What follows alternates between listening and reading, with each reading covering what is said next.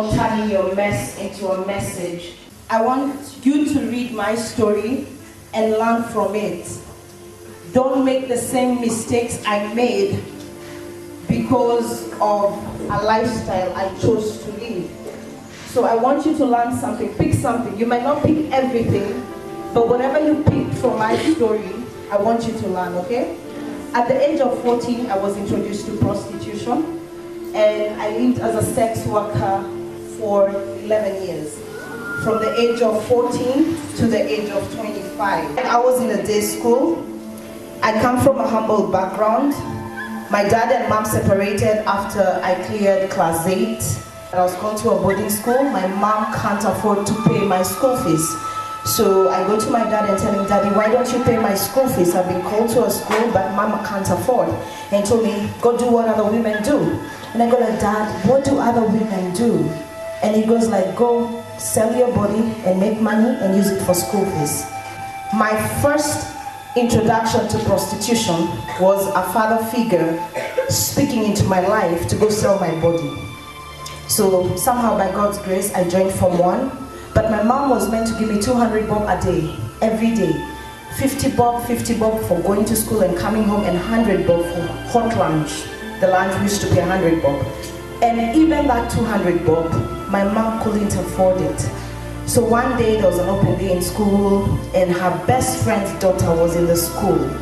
So she's like, you're struggling to even feed yourself, to feed your daughter.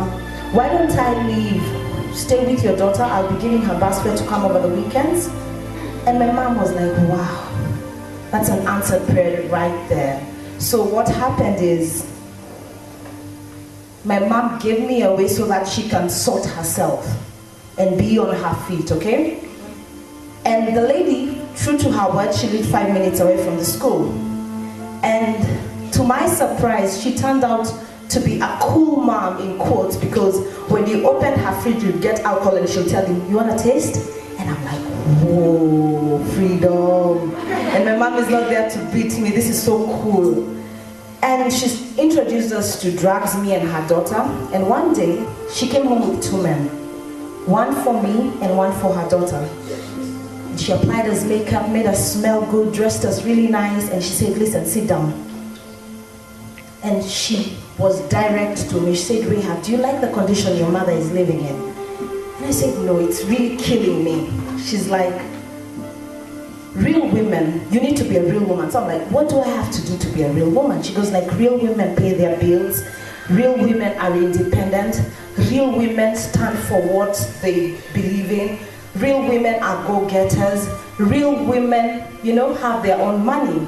And for you to be a real woman, all you have to do is sleep with this dude. And I was like, okay, I have never slept with a man.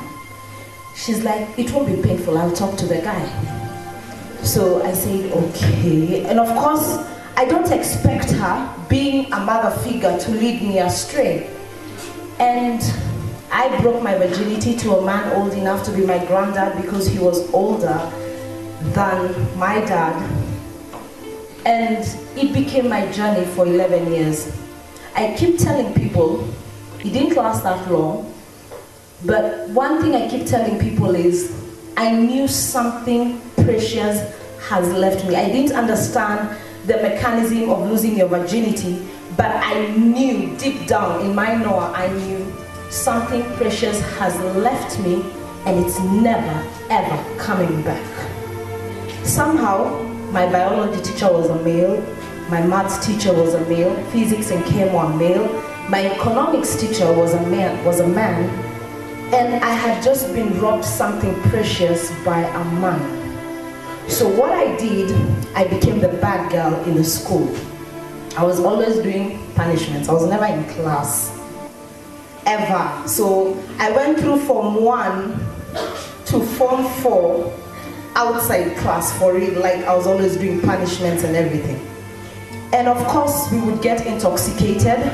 She would pick us at 4, go home, get intoxicated on alcohol, cocaine, heroin, ecstasy, name it, we did it. And then from around 10, 9:30 at night, we would service men until 3 in the morning. By the time I was getting to Form 4, I discovered I'm pregnant. I can't tell my mother I am pregnant. So I go to her friend and tell her, you know what? I just lost my period and I think I'm pregnant. She's like, you too? I'm like, what do you mean? She's like, let me take you somewhere, we'll clear it out. And she took me for my first abortion. And it was done, I felt every pain. There was no anesthesia or something. It was live, and I was taken to sit. After the procedure, I went back to class bleeding, doing my exam, which I've not even been in school for. Exams are over. I now have to move back home. And that is when my biological mom discovers, oh my God, rehab is not the rehab I left in Form 1. You understand? That's when she discovers my lifestyle is different. I'm drinking, I'm going out and all those things. And all she could do, at that time it was already too late for her to start talking to me about boys. By the time I was clearing Form 4, I had killed in terms of abortions. I was a sex addict. I was a drug addict, and I knew if you wanted anything on earth, you just have to open up your legs and get it. That is the mentality I knew. You understand? And so now I knew where I would get pregnant, I knew where to do my abortions. Fast forward, results are out, and I am just remaining 2 marks to get an E. I get a D minus. It wasn't a strong D minus. Just 2 marks to get an E. My mom was like, we're not gonna waste any more money on her. All my mother would do is pray. And I keep telling people, I am a product of prayer. My mother prayed for me. I know I walked out of accident scenes, not hurt. I walked out of crazy situations because of a praying mother, okay? Was there anything good in prostitution? Trust me, hell no. I got gang raped in prostitution. I was beaten up to almost dying in prostitution. I was thrown out of a moving car in prostitution.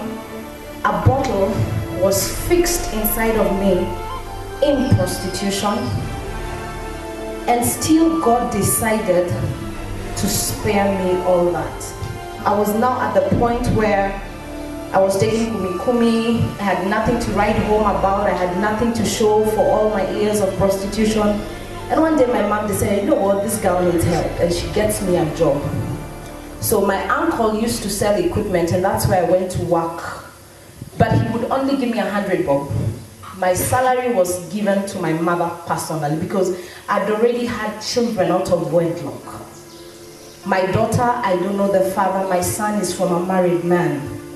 And I remember my uncle used to close his shop from 1 to 2.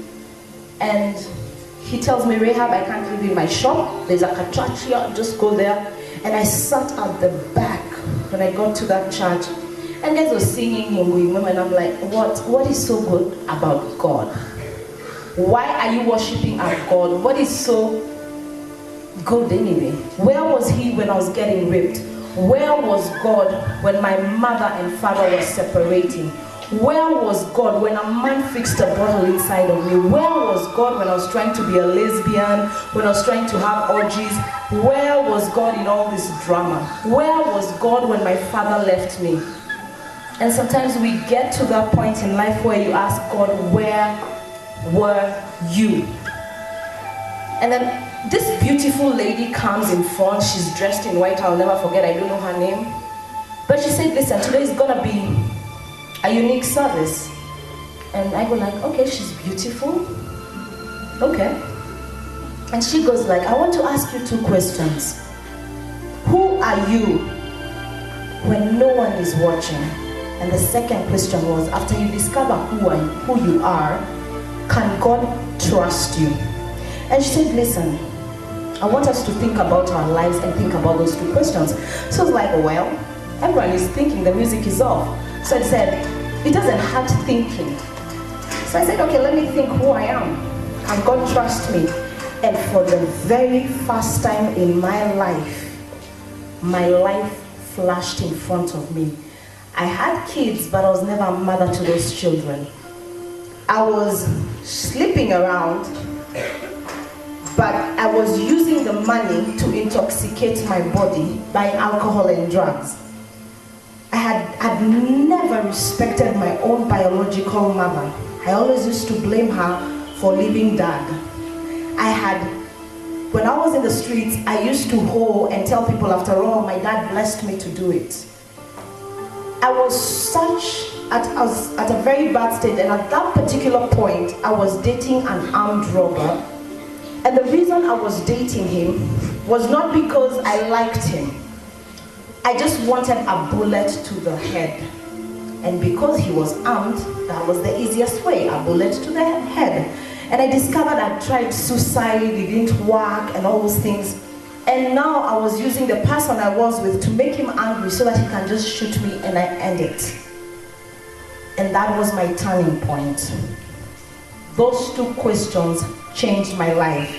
And I started asking myself, if I died today, what legacy am I leaving behind? If I died today, what would my daughter say about her mother if I died today? Would she say, I miss Mom, she was the coolest, or would she say, I really don't care? You know, good riddance to bad rubbish. And that, I don't know what that lady preached, but I remember I gave my life to Christ that day. It's been a journey for me. When I gave my life to Christ, I asked God for 3 things. In my foolishness, I got saved when I was high like a kite. And I remember I told God 3 things. I said, number 1, I need to know that you have my back and that you will always be with me, regardless. Number 2, I need you to keep my mother. I was never a daughter to my mother. I made my mother cry tears, and I told God, don't make her die now that I've decided to change. Let her enjoy the fruits of having a daughter, the joy of having a daughter. And the 3rd prayer I prayed was, God, give me a platform. That is why I'm here, because God gave me a platform to come here. And has God answered me? Yes. Has it been easy being saved? No. It's been a journey. But one thing I know, that in the journey, I have learned lessons. And in the next 2 minutes, I'm just going to share the lessons I've learned in life.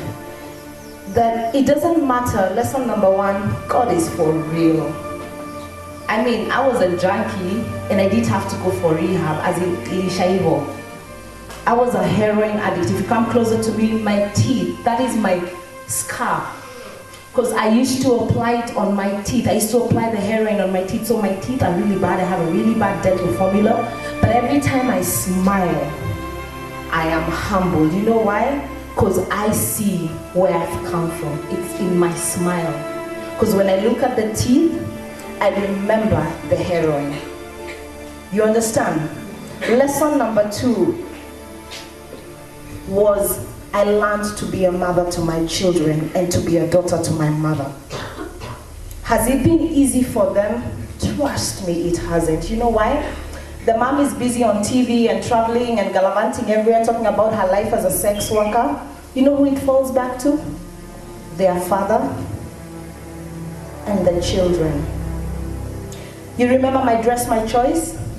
I was on TV and I was doing an interview, and the lady, Faith, went like, Rehab, coming from a sex worker, what do you think about my Dress, My Choice? I didn't know my daughter's teacher was watching. And the next day, Monday morning, she went to the desk of my daughter and told her, Pendo, it doesn't matter how hard you work, you're gonna be a whole like your mother. That is what my children have to go through every day.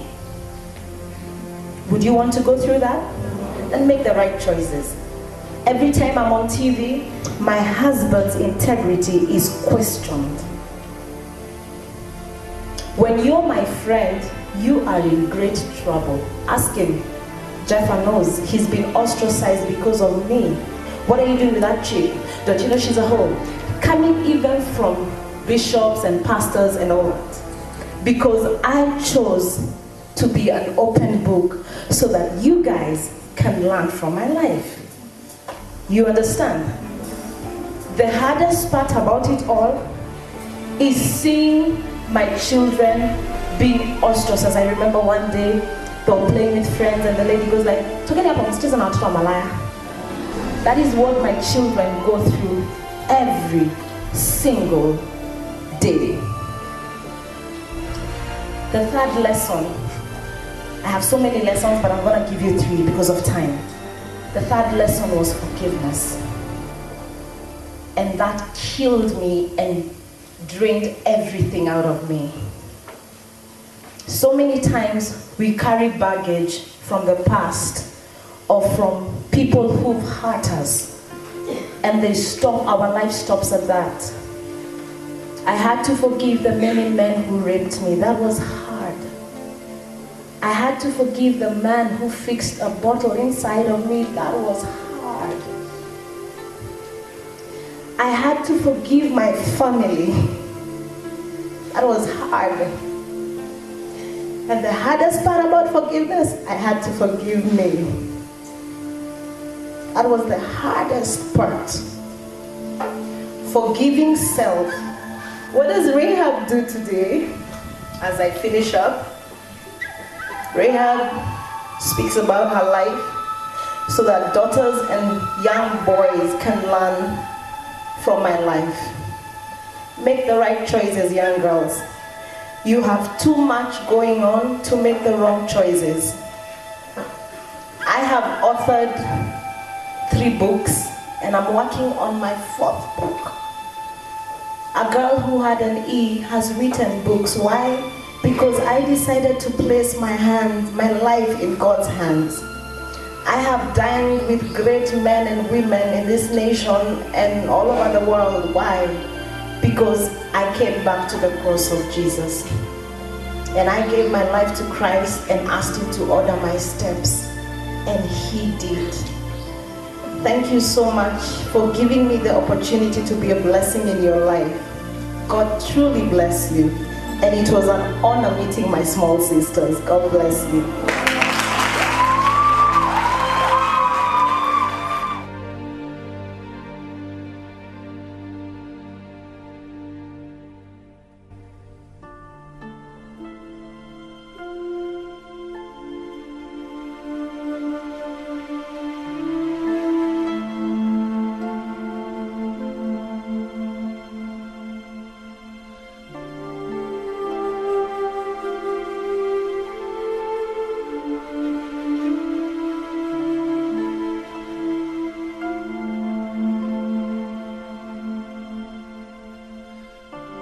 We have had Rehab talking to us, and she has shared her story with our girls, and we have been touched by her story so much that most girls have cried listening to her story. And she has told us that opportunity is an opportunity for everyone. So don't make the worst of your opportunity, but make the best of your opportunity. Be a go-getter and get everything you need. We have loved the show, we have enjoyed the service, and hope you will. Look at her story and your story will change too. Thank you.